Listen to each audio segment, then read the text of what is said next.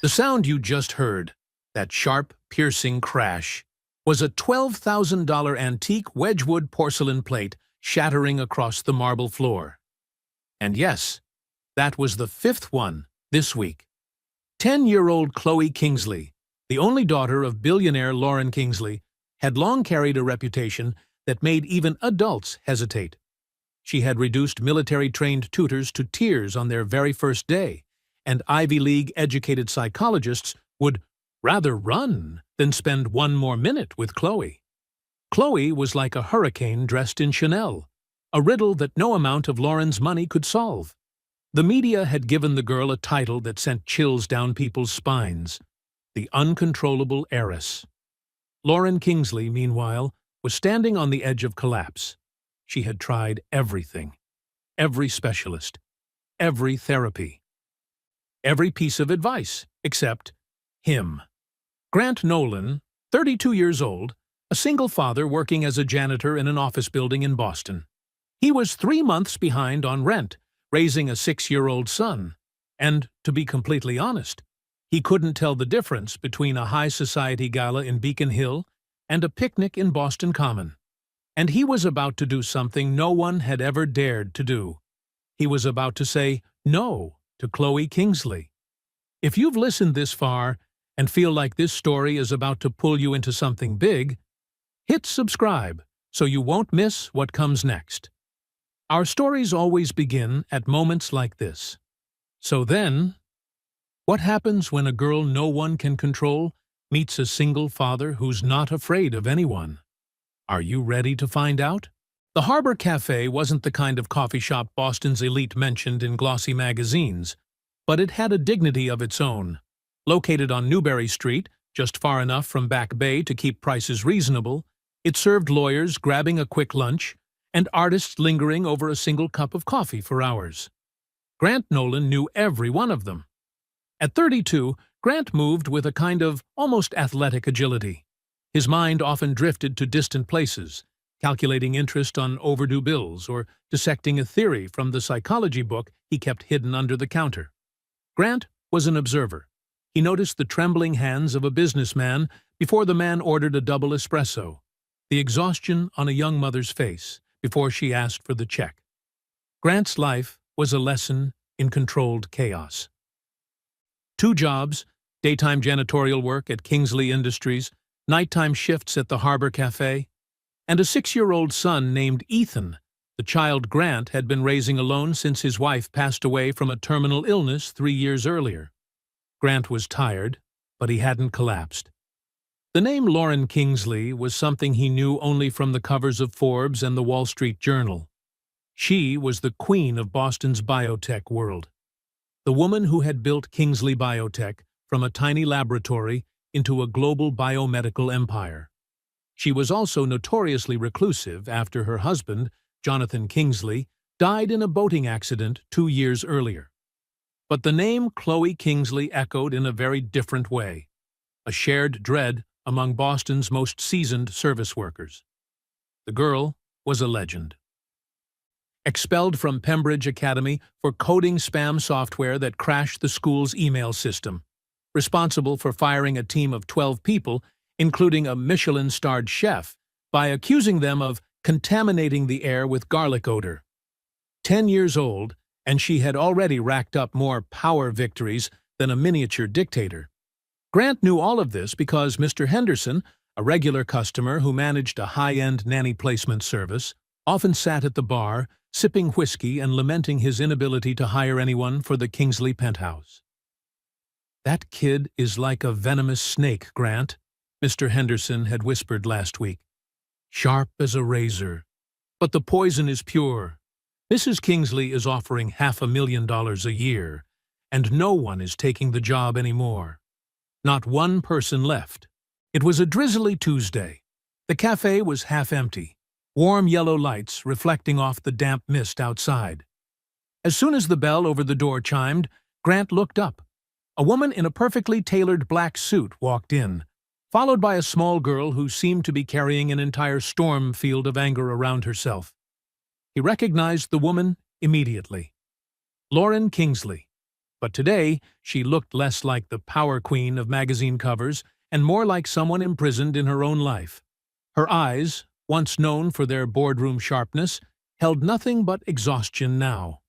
Chloe, on the other hand, was the complete opposite. Dark brown hair tied in a neat ponytail, the crisp uniform of Cambridge Preparatory School looking both polished and smug. The girl didn't even have to try. Simply stepping inside made it feel like she'd claimed the entire room. Clearly, Chloe had found a new place to unleash chaos. "A table for two," Lauren said softly, her voice gentle. "Of course, ma'am." "This way," Grant replied, leading them to the quietest corner of the cafe. The moment they sat down, the familiar performance began.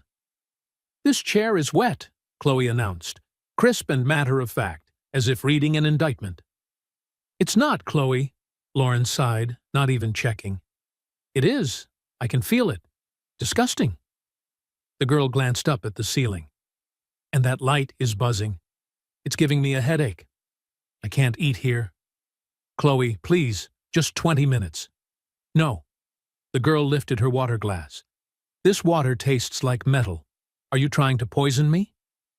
Grant stood there, observing, not annoyed, not frightened, just the quiet attention of a man who had read far too much about human behavior. This wasn't a tantrum. This was a structured script, an attempt to control her environment. She wasn't angry. She was manipulating. "I can bring you bottled water, miss," Grant said calmly. Chloe narrowed her eyes. Apparently she wasn't used to people who didn't panic. "I don't want bottled water. I want the kind we have at the penthouse. The one from Norwegian Springs. This is just tap water." "That's right," Grant nodded, unbothered. "The best tap water in Boston, double filtered." Lauren looked up at him, a flicker of surprise. Grant held her gaze for a second, then turned back to Chloe. "I'm Grant. I'll be serving you both today. Would you like me to bring you the best tap water again?" Chloe stared at him. The air tightened like a drawn bowstring. This was the moment when nannies fled, or managers apologized profusely. But Grant simply stood there, notepad in hand, as steady as an anchor in a storm. "I," Chloe said, her voice dropping low, "want a grilled cheese sandwich, but it has to be on multigrain bread, not white. And I want Gruyere, but not aged Gruyere. Cut off the crust. Don't cut it into triangles. Cut it into squares. And if there's even a little brown on it, I'm sending it back." "All right," Grant said, noting every detail. "Multigrain bread. Young Gruyere. No crust. Square cut. No browning. I've got it. And for you, ma'am." Lauren Kingsley looked at Grant as if he were some rare creature, or a small miracle she couldn't quite trust yet. "Just a black coffee." "Right away." Grant walked off, and he could feel, unmistakably, Chloe's eyes burning into his back, as though she had just discovered a new opponent. 10 minutes later, Grant returned. He set the coffee down in front of Lauren, and a plate in front of Chloe. It was perfect. Multigrain bread, lightly toasted, with 4 pale gold square sandwiches arranged neatly. Chloe inspected it. She lifted one piece, smelled it, flipped it over, set it down.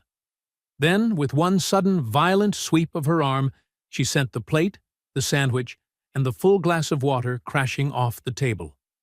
The cafe went silent. "It's brown!" Chloe hissed, her face pale.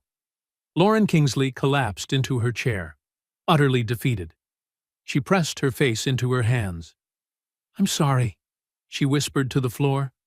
"I'm truly sorry." Grant didn't look at Lauren. He didn't look at the broken plate. He looked straight at Chloe. He could feel the entire cafe watching him. He saw manager Tom Holbrook bursting out from the kitchen, face flushed red. This was it. This was the moment he would get fired because of the tantrum of a spoiled child. "Mrs. Kingsley, Tom began, but Grant raised his hand. A small gesture, yet somehow it stopped him. Grant knelt down, grabbing a stack of napkins from a nearby station. He didn't start cleaning the large mess. He picked up a single soggy crust from the floor. He looked at it, then at Chloe. Lauren had already pulled out her wallet, a thick black Amex sliding into view. "I'll pay for everything. The plate, the food. I'll cover everyone's meals. I'm so sorry." "It was brown," Chloe repeated, but her voice was smaller now. The explosion was over, and what lingered was only the quiet aftermath. Grant ignored the credit card. He ignored the manager. He lifted the soggy crust. "You're right," Grant said, his voice soft but carrying through the silent room. "This side is a little darker than the other. My mistake. I should have checked more carefully." Chloe's head snapped up. Her jaw literally dropped. Of all possible reactions, yelling, crying, soothing, threatening, the simple and factual agreement was something she had never encountered. "But I have a question," Grant continued, still kneeling, lowering himself to her eye level. "That throw, was that a level 10 or just around a 7.5? The plate traveled pretty far, but the water splash was a bit messy, not very controlled." Lauren lifted her head from her hands. Tom, the manager, looked as though his brain had short-circuited. Chloe couldn't form words. She just stared. "I'm just saying," Grant added, starting to gather the broken porcelain pieces. "If you're going to make a scene, it should be spectacular. That one was fine. A bit cliché, table flip trend stuff. You seem smart. I bet you can come up with something more original." A tiny smile, almost invisible, flickered across Chloe's lips before she crushed it down. "Shut up," she muttered. "I'm serious," Grant said, standing up. "All that energy? And for what? A wet floor? Very anticlimactic. Now, are you still hungry, or was that performance art?" I'm not hungry." "All right, then you'll have to sit while your mother finishes her coffee, which, by the way, is getting cold." Grant calmly cleaned the mess. He brought Lauren a fresh coffee and a new glass of water for Chloe. He did not apologize. He did not placate. He was simply himself. For the first time, Chloe Kingsley was silent. She didn't complain about the lighting. She didn't tap her foot. She just sat there, watching Grant wipe down the floor, her expression a mixture of deep and total confusion. Lauren drank her coffee. She paid, including a generous but not excessive tip to cover the broken plate, and stood. "Thank you," she said to Grant, her voice hoarse. "That's my job," he replied. As they walked toward the door, Chloe glanced back over her shoulder. Her eyes met Grant's. Grant gave a small, non-committal shrug. Chloe didn't smile, but she didn't scowl either. She just looked. 1 hour later, just as Grant was about to finish his shift, Tom called him into the office. "I don't know what that whole thing earlier was, Nolan," he said, rubbing his temples and sighing, "but my heart can't take that kind of stuff. Just don't do it again." "Do what, exactly?" Tom waved a hand. Then he handed Grant his phone. "Mrs. Kingsley's assistant just called. She wants you to call this number back. Said it's urgent." Grant looked down. It wasn't just a string of digits. It looked like a summons. A cold feeling crept from his stomach up into his chest. Was he about to get sued? Or was he about to be offered something far beyond his capability? Far beyond the life he knew?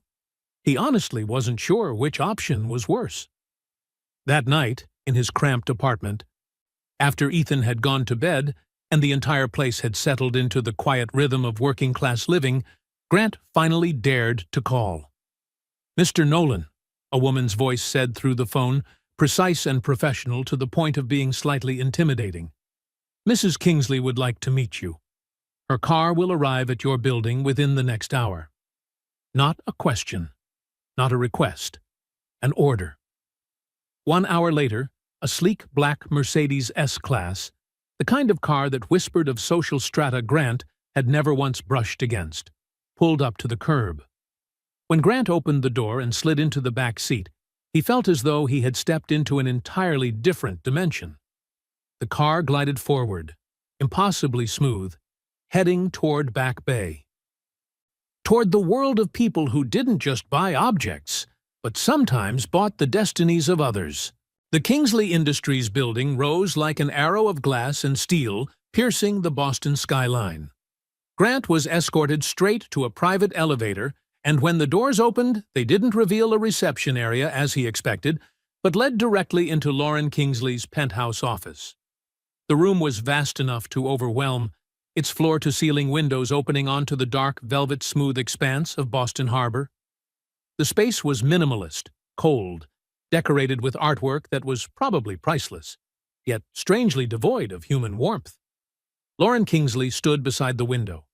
Here, surrounded by power and wealth, she no longer resembled the exhausted woman from the cafe. She looked like a queen, formidable and composed.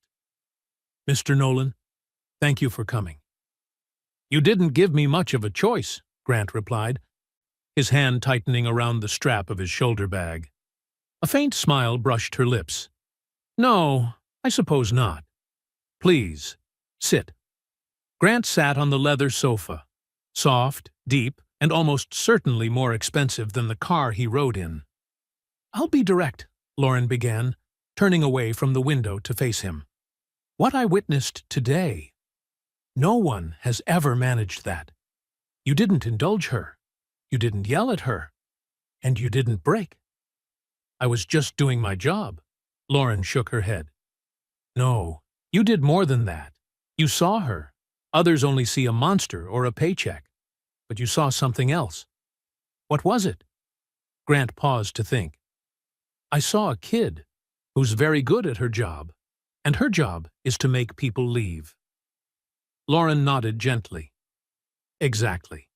She's very good at that. She's burned through 7 nannies in 6 months, 3 behavioral therapists, Pembridge Academy, Cambridge Prep, and now she's about to be expelled again. I've run out of options. I can handle logistics problems worth billions, but I can't—" Her voice broke. "I can't reach my own daughter." That vulnerability, spoken in a room filled with towering power, made the words even heavier. "Mrs. Kingsley, I'm just a janitor. I'm studying psychology, but I'm nowhere near qualified to do something like this." "The qualified ones already failed," she said, walking toward her desk. "They came with degrees and methodologies, and she devoured them in 3 minutes. They're afraid of her, or they're afraid of me. But you're not." She turned back, her gaze sharp but not hostile. "I want to hire you, Mr. Nolan, not as a nanny, not as a tutor, as a companion, a handler. I don't know what to call it.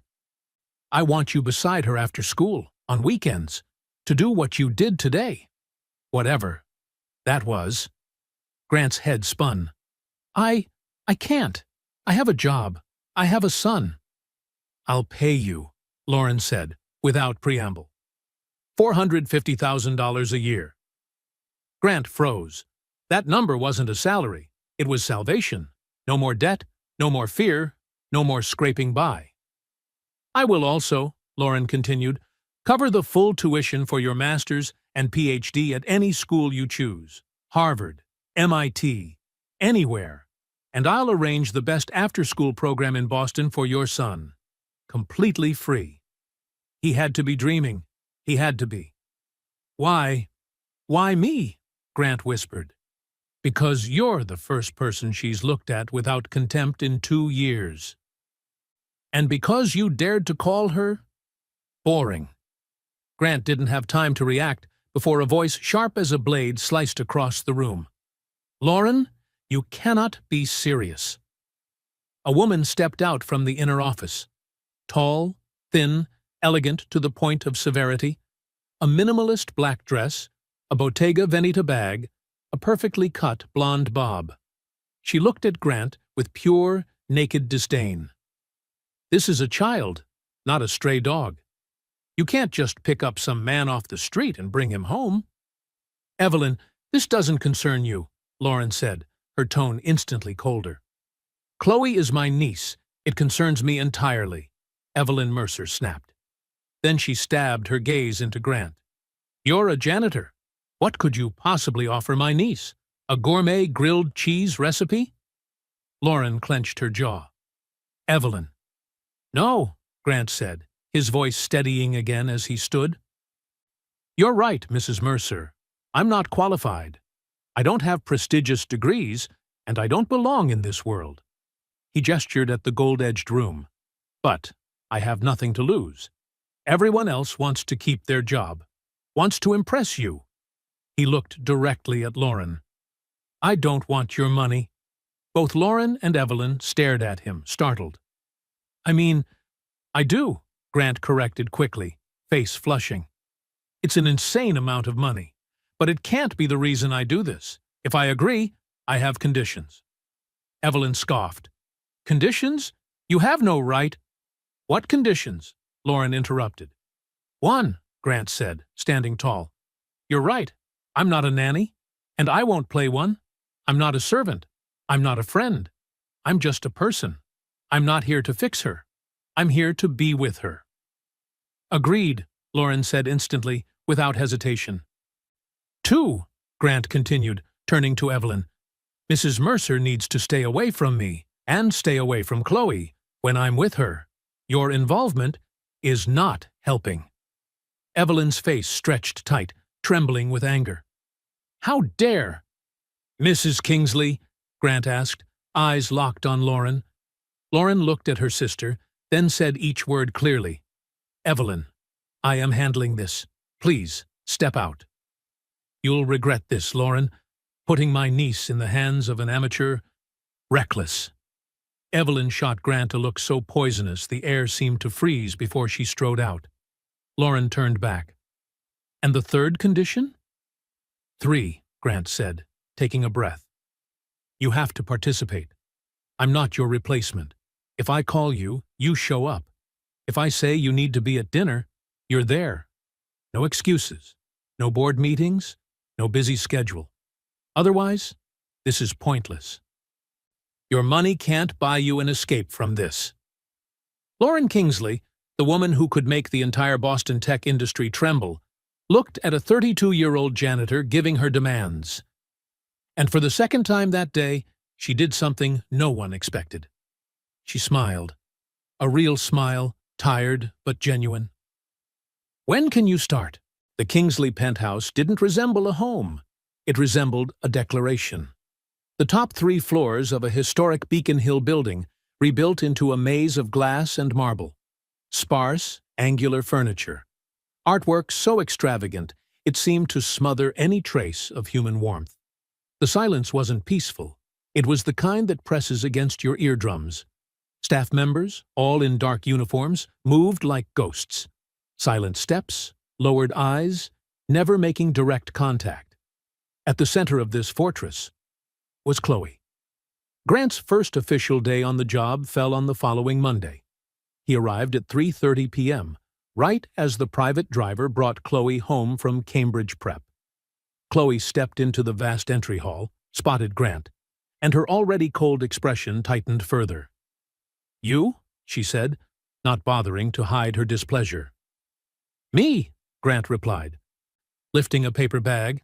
I brought you a grilled cheese sandwich, multigrain bread, young Gruyere, crust removed, square cut, lightly toasted. Chloe glared at the bag as if it contained poison. I'm not hungry. All right, then. Grant sat down on the modern bench, one of those expensive-looking pieces that somehow managed to be horrible to sit on. He opened the bag and pulled out a piece of the sandwich. I am. And he sat there eating a grilled cheese sandwich right in the center of the grand foyer, completely at ease. Chloe crossed her arms, eyes locked on him. You're not allowed to eat here. Where am I allowed to eat? In the kitchen, with the staff. My job is companion, not staff, Grant said, taking another bite.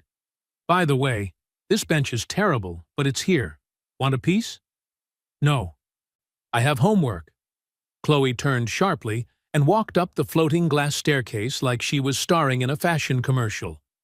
Okay, I'll be right here, Grant called after her. For 3 hours, Grant actually stayed there. He read his psychology textbook, did a crossword, walked around the first floor, observing.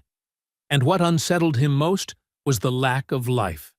No family photos, no personal trinkets, no traces of living. Just a perfectly curated design. So perfect, it was soulless. At 6:30, a chef appeared and announced softly that dinner was ready. Grant stepped into the dining room, a hall-sized space with a table long enough to seat 30 people. But there were only 2 place settings, one at each far end. Chloe appeared, sat down, unfolded her napkin. Not a word. Grant sat at the opposite end, nearly squinting to see her. "Could you pass the salt?" he asked. The salt shaker was about 20 feet away from him. Chloe stared at him, then at the salt, then at him again. "No." "All right." Grant stood, walked the entire length of the table, retrieved the salt, walked back, and sat down. They ate in silence. The food was so upscale that Grant had to study it to know what he was eating. Seared scallops with saffron risotto. Chloe only nibbled. "So," Grant said, "how's Cambridge prep? Better or worse than Pembridge?" "Boring," Chloe answered. "What's boring?" "Everything. The teachers are stupid. The students are stupid. Everyone's stupid." "Must be lonely," Grant said, "being the only smart person in the entire building." Chloe's fork froze mid-air. "You're stupid too," she said. "Probably," Grant nodded. "I'm failing advanced statistics. That class is destroying me. But I'm pretty good at spotting liars." Chloe set her fork down with a loud clink. "I'm not lying." "Yes, you are. You don't think they're stupid. You think something else." "But stupid is a great word. It's like a shield. You use it to keep people out, to stop them from asking further questions." Chloe shot up from her chair. "I'm done." And she walked out. The first week went exactly like that. Chloe tested. Grant sidestepped. Chloe insulted. Grant agreed, then redirected. Grant was like a calm, steady wall, immune to her storms, and that drove Chloe absolutely mad. She was used to explosions. Grant only gave her an echo. In the second week, Chloe escalated. When Grant arrived, he found her sitting in the library, a wide room full of books, yet devoid of anything resembling the warmth of a 10-year-old's life. Chloe didn't look up at the sound of his footsteps. She simply announced, as if reading a morning business report, "I'm studying a new startup. It's called LingoLeap, an AI language tutor." "Sounds interesting," Grant replied, his tone as mild as ever. "My mother is considering investing. She wants my opinion. I'm supposed to practice French with it. Would you like to hear a sample?" "I don't speak French," Grant said. "Exactly." Chloe smiled, a small, cruel smile, sharp as a knife's edge. She tapped her tablet. Instantly, a stream of flawless, fluid French filled the room, dripping with smug superiority. Then Chloe turned to Grant, her eyes gleaming with anticipation of the humiliation she expected. "What do you think of its intonation?" Grant knew this game. It wasn't a question. It was a ritualized psychological execution, the same tactic she had used on dozens of adults who had wandered into her life. "Sounds like French," Grant said, expression unchanged. "It says," Chloe continued, her voice slick with contempt, "that only an uneducated, low-class idiot would wear cheap shoes like yours. It's wondering if you bought them at a thrift store." Grant looked down at his sneakers, the edges worn. "They are from a thrift store. Good eye. But your AI is wrong." Chloe lifted her head, brow tightening. "Wrong? Yeah. My shoes aren't cheap. They were 75 cents. That's extremely cheap. Not expensive. There's a difference." Grant looked up, calm as ever. "Now, did it insult anything else?" Chloe's smile vanished. This time, the trap didn't close. The arrow shot, and missed completely. It finished," Chloe said, the certainty in her voice slipping away. Grant nodded, offering no triumphant jab, no smug remark. "All right, then. The uneducated guy here is going back to his book. If If you want to teach me some more French curse words, just call." He turned and walked away, leaving Chloe frozen in the library, her small shoulders stiff, simmering, confused, and for the first time, utterly unsure how to strike back. The breakthrough, when it happened, came completely by accident. Grant was wandering around the second floor looking for a bathroom when he walked past a door left slightly ajar. Music drifted out. Not the cold classical pieces that occasionally played in the hallways, but something alive, raw, instinctive. A piano struggling, stumbling, trying, and failing. Someone was playing a brutally difficult Chopin piece, tripping over notes, gasping, muttering small curses, and starting over again. Grant pushed the door open a little wider. The room was pitch black, clearly abandoned for a long time. Furniture was draped in white cloths like sleeping ghosts. Only one thing wasn't covered: the grand Bosendorfer piano, so exquisite it seemed to glow in the dark. And sitting in front of it was Chloe, but not the Chloe of rehearsed rage. Not the Chloe who weaponized manipulation until adults cried. This Chloe was playing with her whole body, with fury, with a loneliness she would never admit. Her small fingers attacked the keys as if trying to rip the notes out of the metal, beautiful, wild, and desperate. She hit a difficult chord. She slammed her fist down onto the keys, and in that moment, in the glossy reflection of the piano lid, she saw Grant. "Get out!" Chloe screamed, her voice slicing through the room as she slammed the lid shut. "That was—" Grant choked. He couldn't breathe. "Chloe, that was incredible. I didn't know. I said get out." Her voice cracked with something that wasn't pure anger. "You're not allowed here. No one is allowed in here. Chloe, it's okay. I just— Get out! Get out!" She grabbed the metronome from the piano and hurled it at him. Grant ducked on instinct. The device exploded into pieces against the doorframe behind him. "All right," Grant said softly, no resistance in his voice. He stepped back. "I'm leaving. I'm sorry."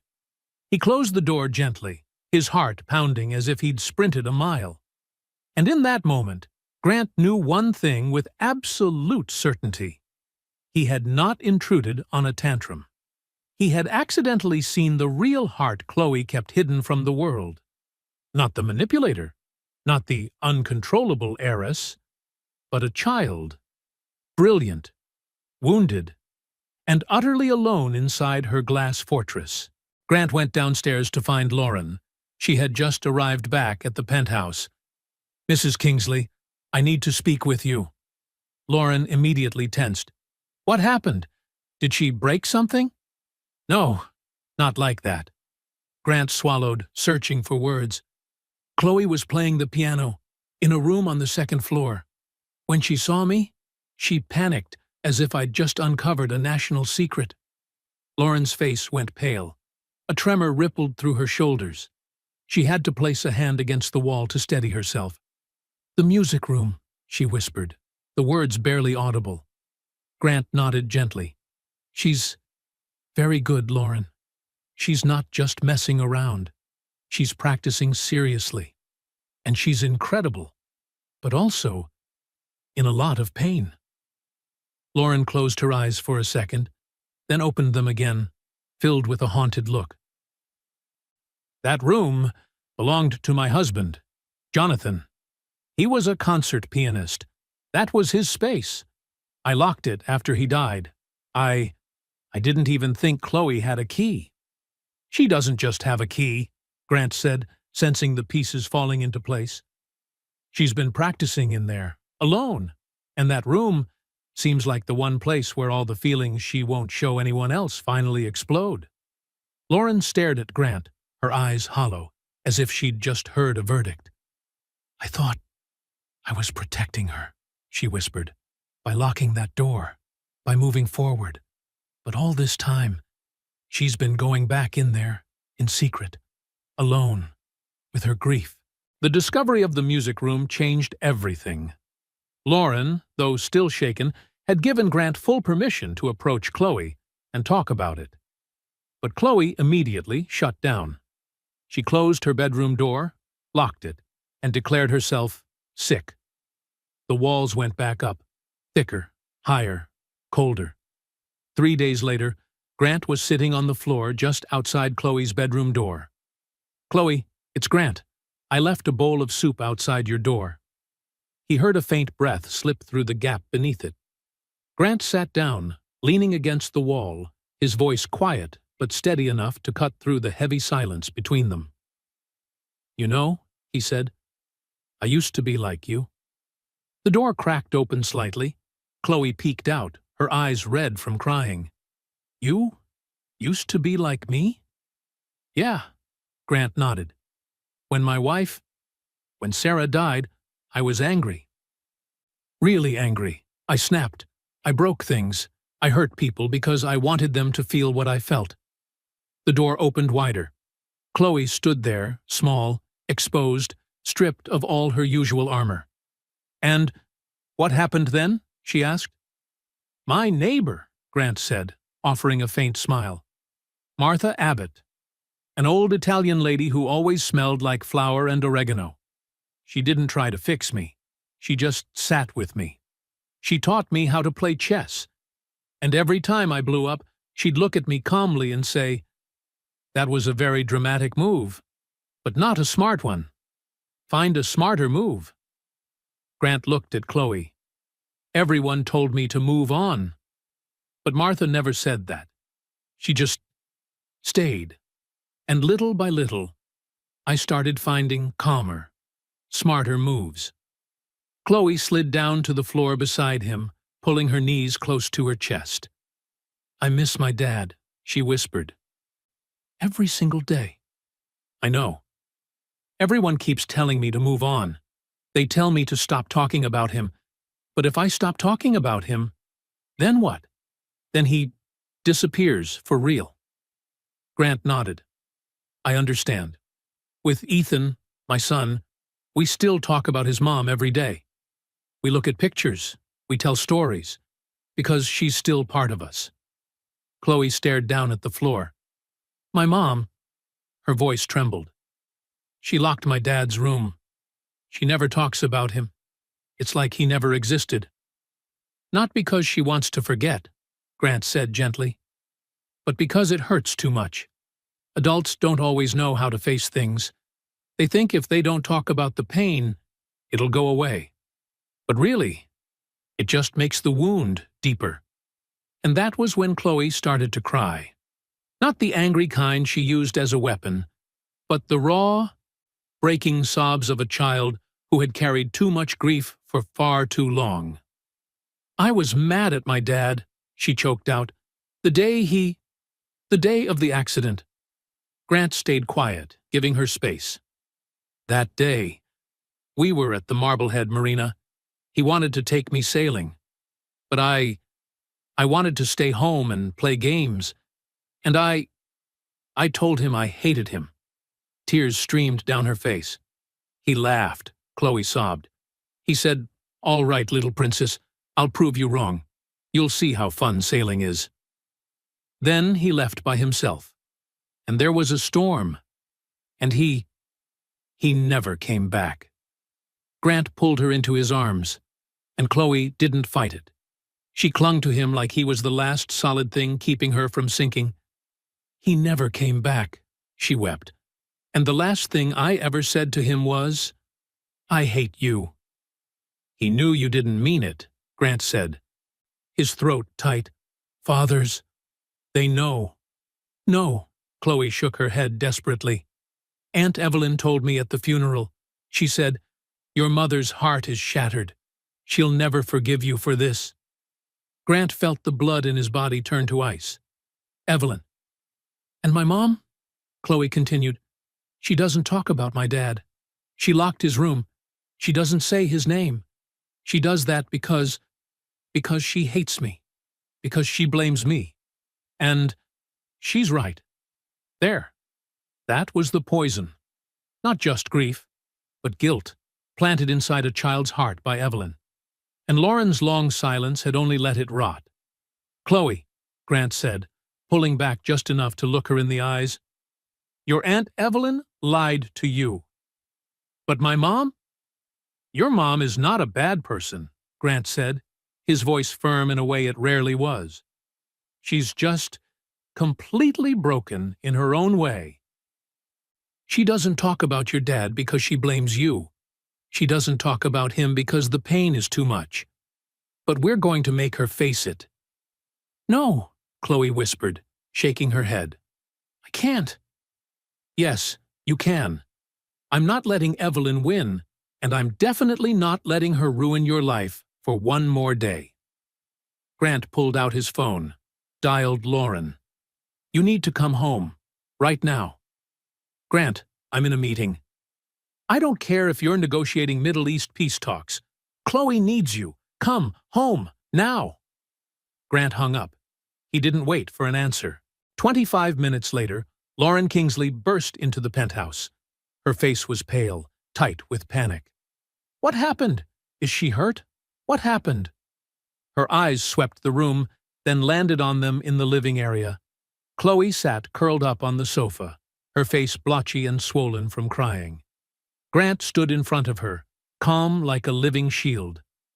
"What is going on?" Lauren asked, her voice shaking but powerful.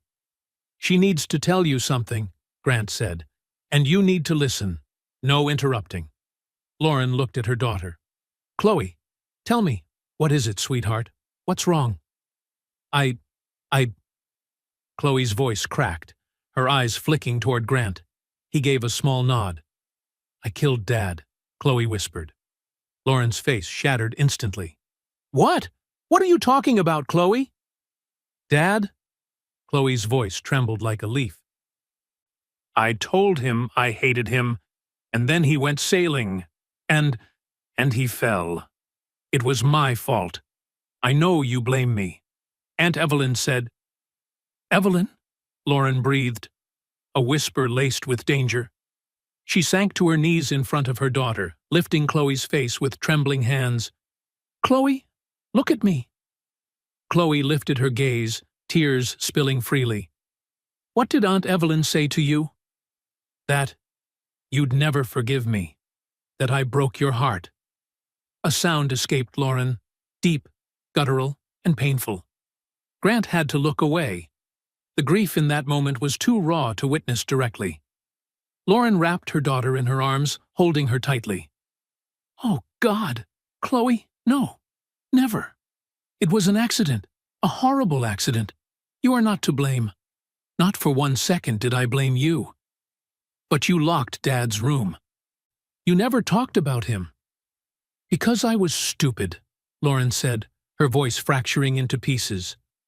"I thought I was protecting you. But really, I was running. I couldn't look at his things, couldn't hear his music. It hurt too much. I thought I was doing the right thing. But I was wrong. So wrong. Oh, Chloe, I'm sorry. I'm so sorry." For the first time in 2 years, they were no longer a billionaire CEO and the greatest challenge of her life. They were simply a mother and a child, broken, clinging to each other so they wouldn't collapse. They cried together in the vast, cold living room, a space that, at last, contained something truly alive. Grant quietly stepped away, giving them privacy. He walked into the kitchen and made tea, his hands slightly shaking, his chest still heavy from what he had just witnessed. This was the hardest part. Not discipline, not schedules, but opening wounds that had been locked away for far too long. That night, Lauren came to find Grant. Her eyes were still red, but something in them was lighter, like a massive weight had finally been lifted from her chest. I don't have words good enough to thank you," she said, her voice hoarse.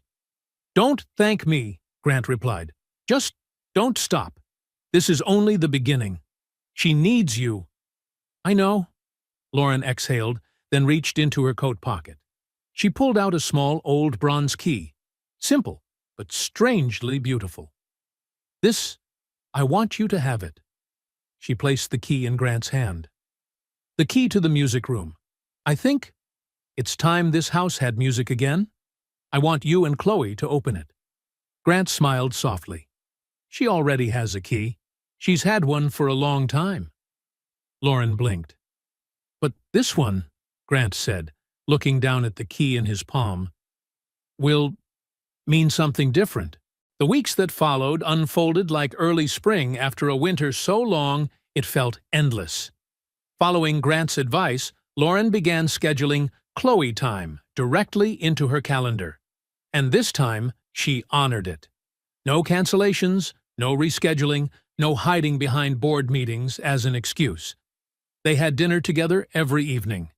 They strolled through Boston Common under trees just beginning to change color.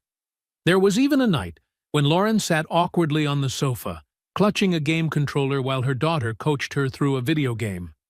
There was awkwardness, there was hesitation, but there was also laughter, a sound no one had heard in this penthouse for 2 years. And the music room, the door once locked like a wound, now always stayed open. Grant and Chloe spent hours beside the Bösendorfer. Grant, who only knew a few simple pieces from childhood, tapped out clumsy melodies while Chloe sat beside him, frowning as she corrected every note, every finger, every beat. Her small fingers flew across the keys like wind. "Not like that," Chloe grumbled. Then she played the passage exactly as it should be played. For the first time in her life, Chloe was teaching someone. And from that tiny spark of confidence, she began to bloom. Not into an angel, but into a more human, more honest version of herself. She was still irritable, still sarcastic. But the venom had faded like morning mist. One evening, Lauren stood leaning against the doorframe of the music room, watching the two of them. Chloe tilted her head in concentration, Grant stumbled over a wrong note, and Chloe burst into laughter, the rare kind that almost never appeared. Tears pricked at the corners of Lauren's eyes. She looked at Grant.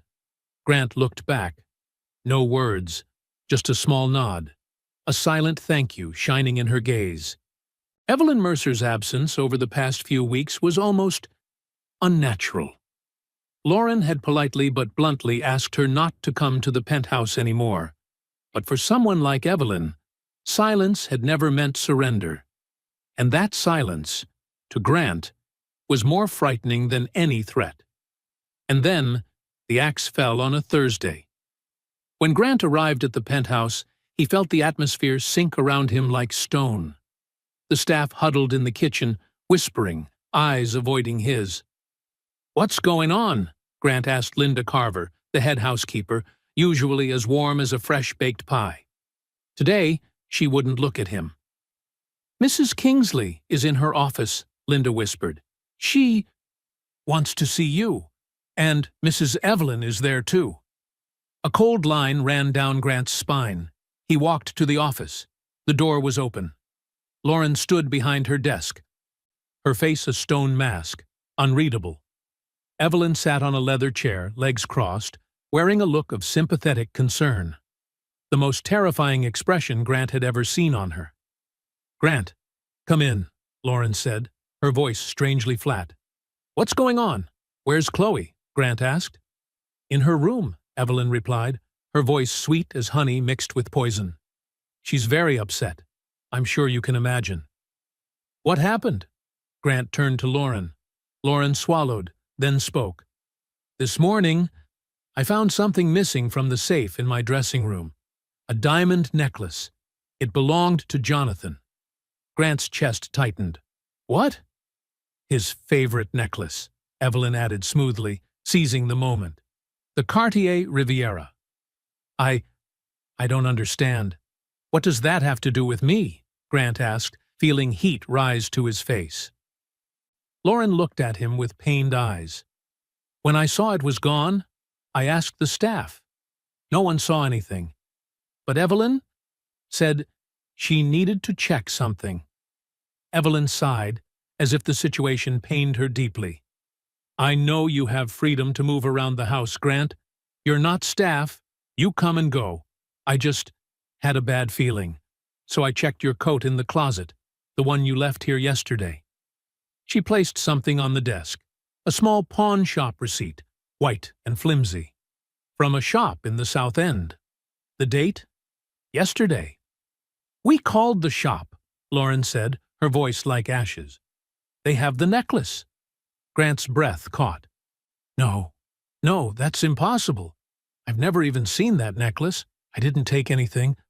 Lauren, please, you have to believe me." "Grant," Lauren said. And the disappointment in her voice, it hit like a punch to the chest. "Lauren, he's very convincing," Evelyn inserted, resting a hand on Lauren's arm as if protecting her. "I know this is a shock. We all want to believe him. But men like that, from a different world, they're easily tempted. A necklace worth over $1 million. Who wouldn't waver?" "Waver?" Grant choked, fury trembling in his voice. You framed me. You did all this to push me out of this house, so Lauren would trust only you. You planted that receipt." "He's losing control," Evelyn said coolly. "Just like habitual thieves. Denial, deflection, projection. Lauren, I think you need to call the police." "The police?" Grant whispered. Reality seemed to crack around him. "Grand larceny," Evelyn said without hesitation. Grant turned to Lauren, nearly desperate. "Lauren, look at me. You know me. You know I didn't do this. Chloe and we've been making progress. You think I'd destroy everything just to steal some necklace?" Lauren exhaled, her voice heavy as stone. "Grant, I don't know how that receipt got into your coat, but I didn't put it there." "You have security cameras," Grant said quickly. "Check them." "I already did," Lauren said, sounding like she was strangling herself with every word. "The camera in the dressing room went offline. Network error. Nothing recorded these past 2 days." Grant shut his eyes. Of course, Evelyn was too experienced. "Lauren," Evelyn said softly, but sharp as a blade, "this is painful, but for Chloe's safety, we must do what's right. We can't keep a thief in the house." Lauren looked at Grant. Her face was a battlefield between instinct and the fake evidence that looked too perfect. Finally, she lifted her phone. Grant stopped breathing. But Lauren didn't call the police. "No," she said. "I'm not calling the police, not yet." "Lauren?" "Grant," she interrupted. "I think we no longer need your services. Please, leave.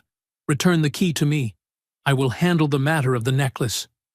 Not an arrest, but a cut far deeper. She was firing him, and worse, she believed he might have done it. Grant's eyes burned, not because he'd lost the job, but because of the betrayal. Because Evelyn had won, and Lauren had believed her. "Fine," Grant whispered. He took the key from his pocket and set it on the desk.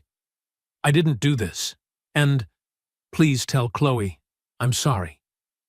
Without another word, he turned and walked out of the room. Past the silent staff staring with fear and pity.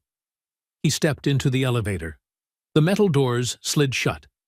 Grant leaned against the wall, and a broken, guttural sob tore from his chest.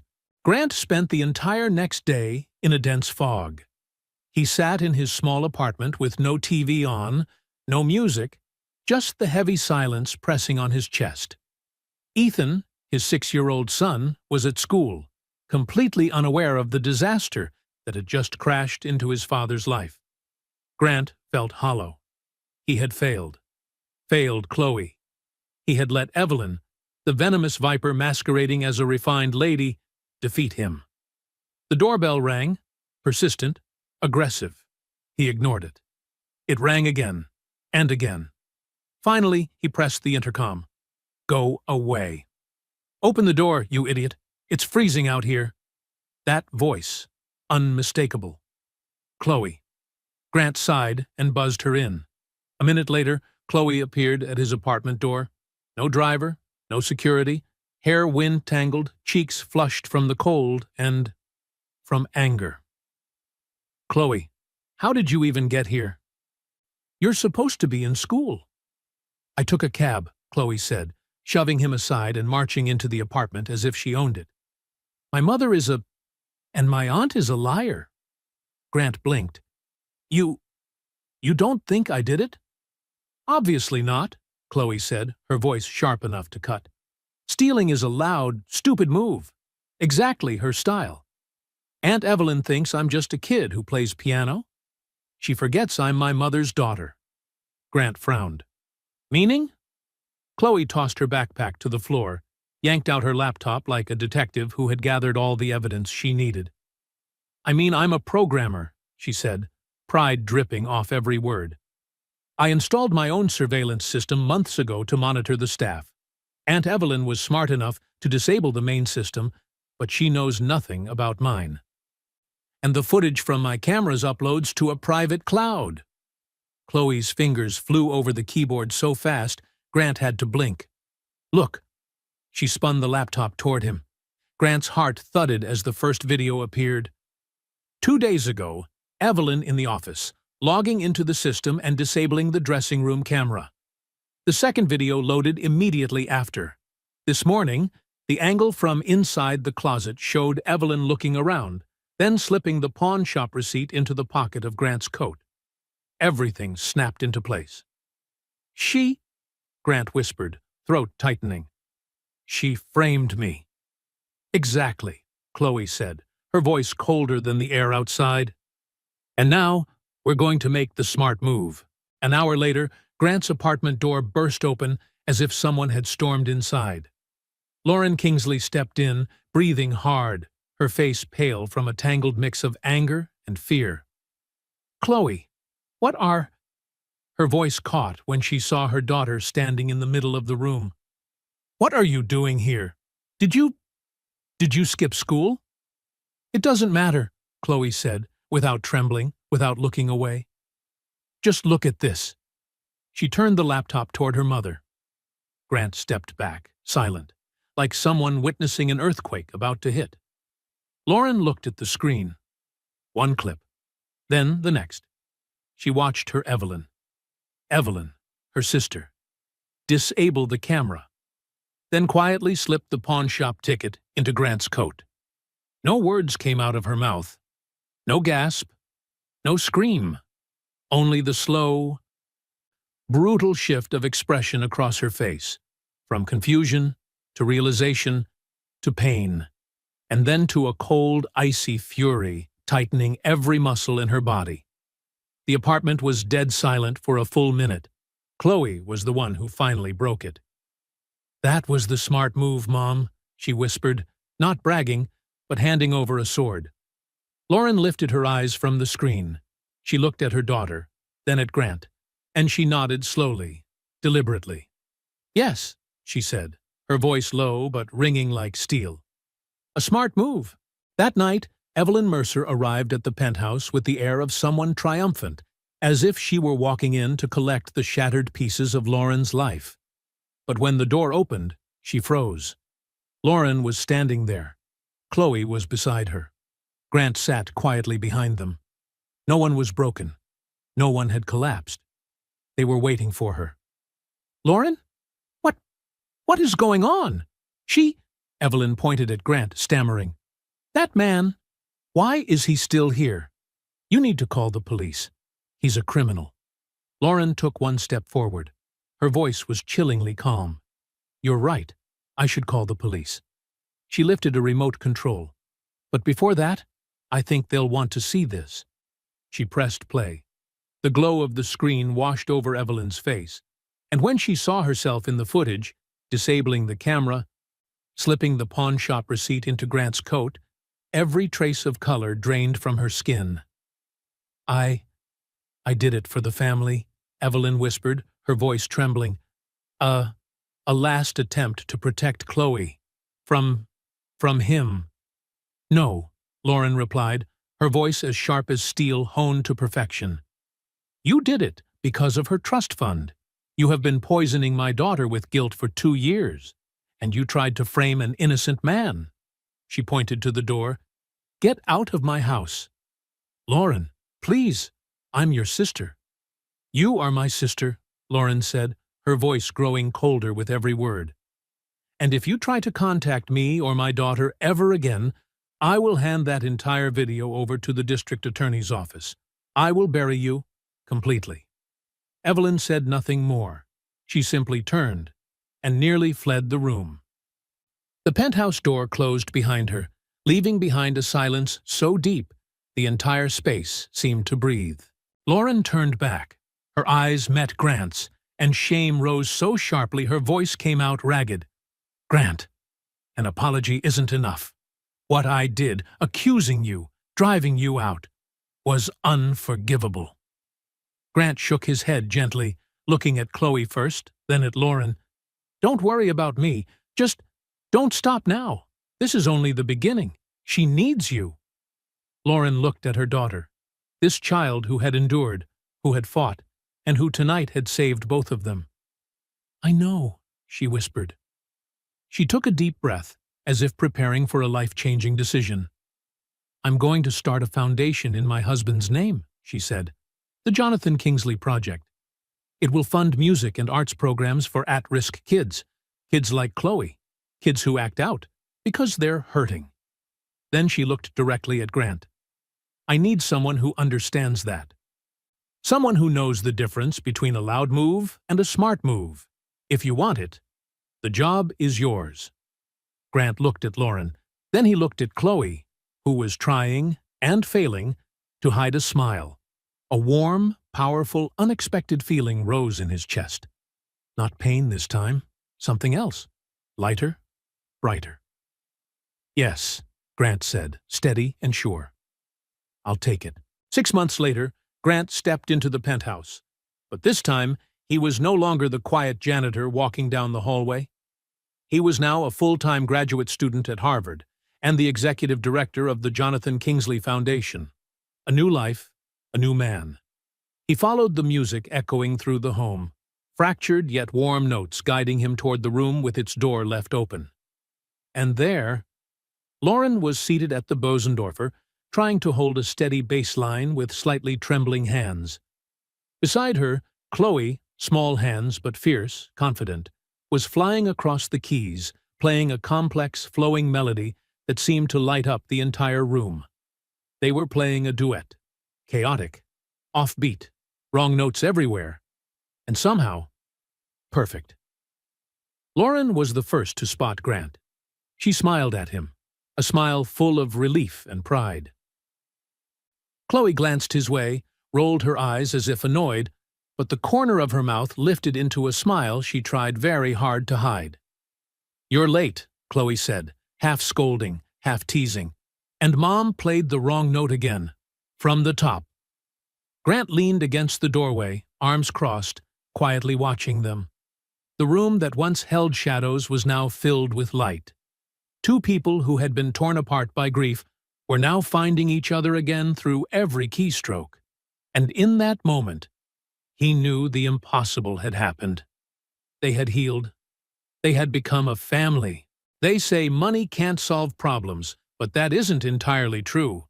Money can't fix Chloe's grief, and it can't buy Lauren a bond with her daughter. But it was Grant Nolan, a single father working as a janitor, who showed them that the most valuable currency isn't money at all. It's empathy. It's the courage to see the person behind the problem and to ask the right questions. Evelyn was driven by greed. Grant was driven by understanding. He didn't just handle the billionaire's daughter.